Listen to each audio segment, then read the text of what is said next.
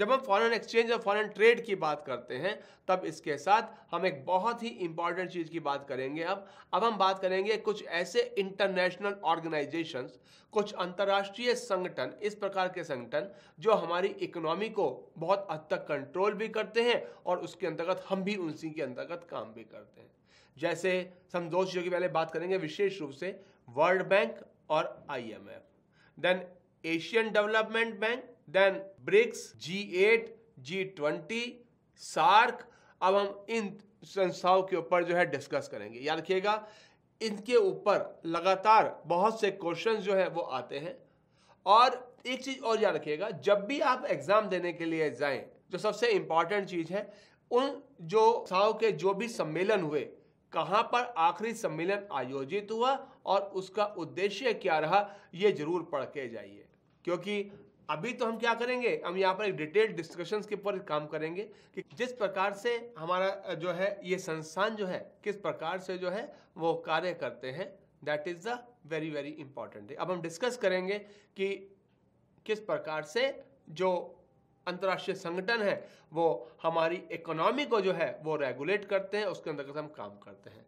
सबसे पहले हम बात करेंगे ट्विन सिस्टर्स की, जुड़वा बहनों। कौन कौन सी कहलाती हैं? दो जुड़वा बहनें कहलाती हैं। One is called world bank plus second is called IMF, विश्व bank plus international monetary fund, अंतरराष्ट्रीय मुद्रा कोष।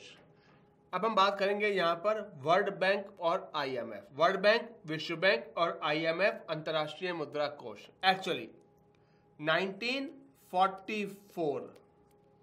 1944 में एक अधिवेशन हुआ जिसका नाम देते हैं Bretton Woods summit USA। America में ब्रिटन वुड्स सम्मेलन हुआ अमेरिका। एक्चुअली 1928 आपको पता होगा कि विश्व में मंदी का दौर आया। विशेष रूप से सबसे पहले कहां पर आया? अमेरिका में मंदी का दौर आया, जिसको हम नाम देते हैं ग्रेट डिप्रेशन, महामंदी का दौर आया, जिससे अमेरिका की जो इकोनॉमी है बहुत अधिक रूप से प्रभावित हुई। ना केवल अमेरिका की इकोनॉमी प्रभावित हुई, पूरे विश्व की इकोनॉमी प्रभावित हुई। और यह माना जाता है कि विश्व के जो अर्थशास्त्र के जो नियम है वो परिवर्तित हो गए, क्योंकि जो भी अर्थव्यवस्थाएं थी वो पूरी तरह से इसमें प्रभावित हुई। That is the one part of the Bretton Woods, और जिसके अंतर्गत जो है 1944 में एक सम्मेलन आयोजित किया गया कि किस प्रकार से विश्व की अर्थव्यवस्थाओं को सुधारा जाए, किस प्रकार से उनके अंतर्गत काम किया जाए। क्योंकि पहले अमेरिकी में मंदी का दौर आया, फिर सेकेंड वर्ल्ड वॉर आया, जिससे विश्व की जो अर्थव्यवस्थाएं थी वो पूरी तरह से कमजोर हो गई, घट गई। और उसी को सुधारने के लिए ब्रिटन वुड्स सम्मेलन का आयोजन किया गया और उसमें यह निश्चय किया गया कि दो संस्थाएं बनाई जाएंगी, वर्ल्ड बैंक और एक IMF, जो विश्व की अर्थव्यवस्थाओं को सुधारने के लिए, देशों के विकास को फंड देने के लिए और विश्व को एक बेहतर स्थान बनाने के लिए ये दोनों संस्थाएं मिलकर जो है वो काम करेगी। और इसी के अंतर्गत वर्ल्ड बैंक और IMF की स्थापना की गई। पहले हम बात करते हैं वर्ल्ड बैंक की, विश्व बैंक की, किस प्रकार से विश्व बैंक की स्थापना की गई। लेकिन याद रखिएगा, दोनों के दोनों को हम बोलते हैं ट्विन सिस्टर्स, जुड़वा बहनें, क्योंकि ये दोनों संस्थाएं आपस में एक दूसरे के साथ पूरी तरह से जुड़ी हुई हैं। पहले हम बात करेंगे वर्ल्ड बैंक की, विश्व बैंक। अगर हम वर्ल्ड बैंक की बात करें, वर्ल्ड बैंक, इसकी जो स्थापना हुई दैट इज ऑन 27 दिसंबर 1945। 27 दिसंबर 1945 को इसकी स्थापना की गई। Headquarter Washington DC। विश्व बैंक की स्थापना 27 दिसंबर 1945 को की गई। हेडक्वार्टर वाशिंगटन DC में जो था इसका हेडक्वार्टर रखा गया और इसमें जो टोटल मेंबर्स है दैट इज 189। 189 देश जो है इसके सदस्य हैं और इसमें होते हैं एक प्रेसिडेंट, अध्यक्ष। और विश्व बैंक की यह खासियत है, क्योंकि विश्व बैंक की सबसे बड़ी हिस्सेदारी किसकी है? अमेरिका की है। इसलिए यह निश्चित है कि विश्व बैंक का जब भी कोई अध्यक्ष बनेगा, कहां से बनेगा? हमेशा अमेरिका से बनेगा। द चेयरमैन और the president of the World bank will be from America only. और अभी रिसेंटली वर्ल्ड बैंक के नए प्रेसिडेंट बनाए गए हैं डेविड मॉलपास।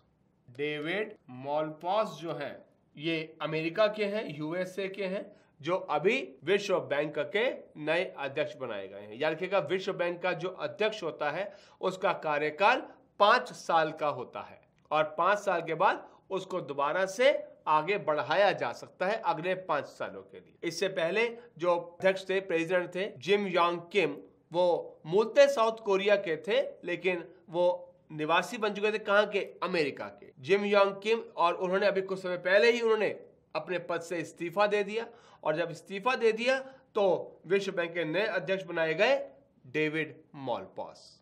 ये तो हो गया एक बेसिक किस प्रकार से वर्ल्ड बैंक का स्ट्रक्चर आता है।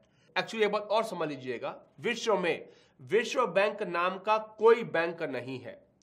जब हम बात करते हैं विश्व बैंक की तो इसका अर्थ होता है कि जो विश्व बैंक है वो कई संस्थाओं से मिलकर बनी हुई एक बड़ी संस्था है। जब हम कहते हैं हमें विश्व बैंक ने लोन दिया तो इसका अर्थ यह नहीं है कि हमें विश्व बैंक ने लोन दिया, इसका अर्थ है कि विश्व बैंक की किसी एक संस्था ने, जो विश्व बैंक के साथ जुड़ी हुई संस्था है, उसने हमें लोन दिया। जब विश्व बैंक की बात करते हैं तो इसकी सबसे पहली और सबसे बड़ी संस्था आती है IBRD। इसकी स्थापना विश्व बैंक के साथ साथ ही 1945 में की गई। जब हम मुख्य रूप से कहते हैं कि हमें विश्व बैंक ने लोन दिया तो ये मान सकते हैं हमें मूलतः किसने लोन दिया? IBRD ने लोन दिया। पहली चीज। एक चीज और ध्यान रखिएगा, विश्व बैंक देशों के विकास के लिए लोन देता है और लंबी अवधि के लिए लोन देता है। यानी कि जब भी हम कहें कि भारत को स्वच्छ भारत अभियान के लिए, सिंचाई के लिए या एग्रीकल्चर डेवलपमेंट के लिए भारत सरकार को या किसी राज्य सरकार को विश्व बैंक ने लोन दिया तो इसका अर्थ होगा कि वह विकास कार्यों के लिए दिया और लंबी अवधि के लिए दिया, और ये अवधि 50 साल तक की हो सकती है। विश्व बैंक विकास कार्यों के अलावा किसी और चीज के लिए लोन नहीं देता, कोई फंडिंग नहीं करता। अगर हम IBRD की बात करें तो इसका अर्थ होता है international bank for reconstruction and development. अंतरराष्ट्रीय पुनः विकास, अंतरराष्ट्रीय पुनः निर्माण एवं विकास बैंक। अंतरराष्ट्रीय पुनः निर्माण एवं विकास बैंक, ये जो होता है provide loan to member countries for development work. ये विकास कार्यों के लिए सदस्य देशों को ऋण प्रदान कर, यह सदस्य देशों को विकास कार्यों के लिए ऋण प्रदान करता है। जैसे मैंने अभी बताया कि जैसे अगर भारत में स्वच्छ भारत अभियान के लिए लोन लिया गया या सिंचाई के लिए लोन लिया, अभी तमिलनाडु सरकार ने जो था वहां पर रोड डेवलपमेंट के लिए लोन लिया विश्व बैंक से, तो किसने दिया उसको? IBRD ने दिया। जब भी विकास कार्य के लिए लोन दिया जाएगा that will be by IBRD, international bank for reconstruction and development. इसका दूसरा आता है part that is called IDA, जिसकी स्थापना 1960 में की गई। IDA is international development association, अंतरराष्ट्रीय विकास संघ। अंतरराष्ट्रीय विकास संघ, it provides long term funds for अंडरडेवलप्ड countries and for natural disaster. यानी कि यह लंबी अवधि के लिए अल्प विकसित देशों तथा प्राकृतिक आपदाओं के लिए ऋण देता है। यानी कि यदि कोई गरीब देश है, जैसे नामीबिया हो गया, नाइजीरिया हो गया, या इसमें भारत भी आता है, या कभी किसी देश में कोई प्राकृतिक आपदा आ जाए, उसके लिए जो ये लोन देता है उसको हम बोलते हैं IDA के द्वारा दिया गया लोन। और ये जो लोन देता है ये प्रोवाइड करता है soft loan window of world bank. इसे विश्व बैंक की मुलायम या नरम ऋण खिड़की भी कहा इसे हम विश्व बैंक की मुलायम या नरम ऋण खिड़की भी कहते हैं। मुलायम या नरम ऋण खिड़की का मतलब होता है कि जब किसी देश को जो लोन दिया जाए, वो जो इंटरेस्ट रेट रखी जाए, या तो वो लगभग जीरो हो या हो ही ना। यानी कि जब हम लोन देते हैं बिना किसी इंटरेस्ट के या बहुत ही लो इंटरेस्ट रेट पर, तब उसको हम बोलते हैं सॉफ्ट लोन, नरम या मुलायम ऋण। जैसे हम बात करें, हमें जापान ने हमें बुलेट ट्रेन के लिए लोन दिया 0.1% पर, that is a soft loan. ये जो लोन होते हैं सबसे लंबी अवधि के लिए होते हैं और इनकी अवधि लगभग 50 साल तक की भी हो सकती है, और उसके लिए जो लोन देता है दैट इज IDA। ठीक, इस पर इंटरेस्ट रेट या तो होती ही नहीं, और होती भी है तो बहुत ही मामूली, बहुत ही कम होती है। और इसकी एक और खासियत होती है कि इस पर जो लोन दिया जाता है वो सबसे अधिक लंबी अवधि के लिए होते हैं। So that is called IDA, international development association. याद रखिएगा, विश्व बैंक की केवल यही दो संस्थाएं हैं, IBRD और IDA, जो देशों को लोन देती है। जब हम कहते हैं कि भारत के ऊपर विश्व बैंक का कर्जा है, तो इसका सिंपल सा अर्थ हो गया, या तो वो IBRD का होगा या वो IDA का होगा। जैसे हम बात करें, अभी हमारे ऊपर जो world bank total loan on India, Bharat के ऊपर विश्व बैंक का जितना भी लोन है, जितना भी कर्जा है, दैट इज कितना है, लगभग 103 अरब डॉलर। भारत के ऊपर विश्व बैंक का 103 अरब डॉलर का कर्जा है। यानी कि ये जो कर्जा है, या तो वो किसने दिया होगा, IBRD ने दिया होगा या IDA ने दिया होगा। एट प्रेजेंट भारत के ऊपर IBRD का जो टोटल कर्जा है that is around 54 billion dollar. यानी कि 54 अरब डॉलर का जो कर्जा है वो IBRD का है, यानी कि जिस पर इंटरेस्ट रेट थोड़ी ज्यादा है। और जो IDA का कर्जा है that is around 49 billion dollar. 49 billion dollar का जो कर्जा है वो IDA का है। तो इस प्रकार से भारत के ऊपर विश्व बैंक की ये जो संस्थाएं हैं, इन्होंने लोन दिया। इसके बाद वर्ल्ड बैंक की तीसरी संस्था आती है, दैट इज कॉल्ड IFC, जिसकी स्थापना 1956 में हुई। That is International Finance Corporation, अंतरराष्ट्रीय वित्त निगम। अंतरराष्ट्रीय वित्त निगम, International Finance Corporation, provide funds to corporate companies without government guarantee. और जो IFC है, ये जो बड़ी बड़ी कंपनियां होती हैं, निगम कंपनियों को बिना सरकारी प्रत्याभूति के ऋण दे। यानी कि अगर भारत की कोई बड़ी कॉरपोरेट सेक्टर कंपनी है, उसको जो लोन चाहिए कौन देगा, वो IFC देगा। मान लीजिए रिलायंस को लोन चाहिए, या टाटा को लोन चाहिए, या ONGC को लोन चाहिए, इंडियन ऑयल कॉरपोरेशन को लोन चाहिए, तो ये कौन देगा, IFC देगा। लेकिन यहां पर कंपनी जो लोन लेगी उसका भारत सरकार से कोई लेना देना नहीं है। कंपनी जाने और विश्व बैंक जाने, विश्व बैंक की IFC संस्था जाने, ये कह सकते हैं। तो दैट इज द IFC, जो तीसरी कंपनी है वर्ल्ड बैंक की, जो लोन देने का काम करती है। केवल ये 3 कंपनियां हैं जो लोन देने का काम करती हैं। IBRD और IDA देशों को लोन देती है और IFC कंपनियों को लोन देती है। इसकी चौथी संस्था है, फोर्थ इज मीगा। याद रखिएगा, मीगा की फुल फॉर्म एग्जाम्स में बहुत कॉमनली पूछी जाती है। What is the full form of MIGA, क्योंकि बच्चे इसमें बहुत ज्यादा कंफ्यूज हो जाते हैं, जिस कारण से ये बहुत ज्यादा पूछी जाती है। MIGA is Multilateral Investment Guarantee Agency, यानी कि बहुस्तरीय निवेश प्रत्याभूति संस्था। बहुस्तरीय निवेश प्रत्याभूति संस्था। और मीगा किसी प्रकार का कोई नहीं देती, ये क्या करती है? इन्वेस्टमेंट गारंटी देती है। यानी कि जब दो देश आपस में व्यापार करते हैं या कोई विदेश की कंपनी हमारे देश में आकर इन्वेस्टमेंट, जैसे माना हमने बात कर रहे थे अभी एफडीआई, जब एफडीआई में कोई कंट्री विदेशी कंपनी भारत में आकर निवेश करेगी, उसकी सुरक्षा की सारी जिम्मेदारी किसकी होगी? भारत सरकार की होगी। इस बात को मीगा सुरक्षित करता है। यानी कि अब अगर उस कंपनी को कोई समस्या है तो वो मीगा से शिकायत कर सकती है। या कोई से भी दो देश जब आपस में व्यापार करें, उनके बीच जो गारंटी देता है दैट इज मीगा।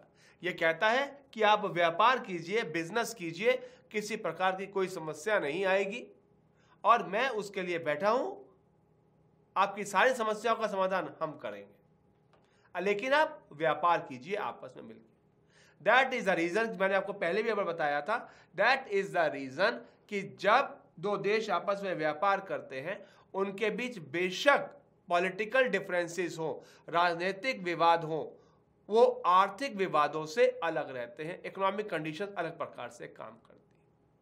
अगर मान लीजिए कभी किन्हीं दो देशों के बीच युद्ध भी हो जाता है तो उसका व्यापार पर किसी प्रकार का कोई प्रभाव नहीं पड़ता है। एक देश की कंपनी जो दूसरे देश में जाके काम कर रही है, उस देश की जिम्मेदारी है कि उसकी सारी सुरक्षाओं की, सभी उसके जो भी समस्याएं हैं, उन सब का वो निदान करे, उन सब की समस्याओं को सोचे। That is the fourth part of the World Bank, MIGA. पांचवी संस्था आती है दैट इज ICSID। स्थापना हुई 1966, 1966। That is international centre for settlement of investment disputes, यानी कि अंतरराष्ट्रीय निवेश विवाद निपटारा।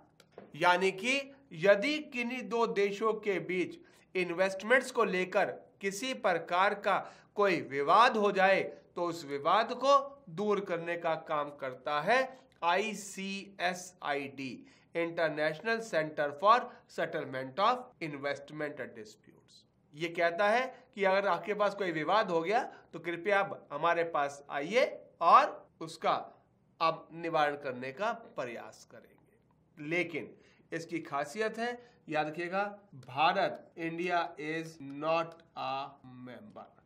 भारत ICSID का सदस्य नहीं है, भारत इसका सदस्य नहीं बना, international for settlement of investment dispute. याद रखिएगा, विश्व में जो 189 मेंबर्स है विश्व बैंक के, उसमें से केवल 161 देश ऐसे हैं जो ICSID के मेंबर्स हैं। सभी देशों ने, जब इसको बनाया गया तो सभी देशों ने इससे जो है अपने को नहीं जोड़ा, इसको अपने से अलग रखा। So that is the 5 institutions, ये 5 संस्थाएं हैं जिससे मिलकर पूरी तरह से विश्व बैंक आपस में बनता है। यहां तक क्लियर हो गया होगा। अब यहां पर एक और सवाल आता है कि हमने बोला कि विश्व बैंक में सदस्य होते हैं और विश्व बैंक क्या करता है? लोन देता है। अब यहां पर क्वेश्चन अराइज होता है कि यदि कोई देश विश्व बैंक का सदस्य बनना चाहता है तो किस प्रकार से विश्व बैंक का सदस्य बन सकता है?